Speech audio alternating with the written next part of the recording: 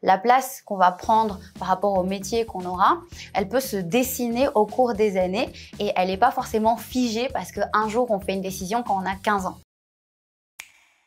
Ce que je fais, c'est vraiment la vulgarisation autour du bac de français et ça réunit tout ce que j'ai appris au cours de mes études. Mais j'étais pas forcément prédestinée à en arriver là. Alors au départ, je suis prof particulier et à partir de là découlent donc mes autres activités. Toute ma vie tourne autour du bac de français. Je me rends compte que j'ai envie d'aider plus de monde et donc de garder aussi peut-être une trace écrite de ce que je fais. Donc je décide d'écrire mon livre. Je n'ai pas envie d'avoir à suivre les codes d'une maison d'édition et donc je crée mon format toute seule. Ce sont des fiches avec un QR code qui renvoie vers une vidéo où on explique en plus de la fiche toute la matière. Ça fonctionne très bien pour le français et comme ça cartonne, on se dit mais en fait là en première on a réussi à aider autant de lycéens, on peut faire la même chose pour les mêmes personnes qui passent maintenant en terminale et qui vont avoir la philo, les maths, SES, AGGSP, etc.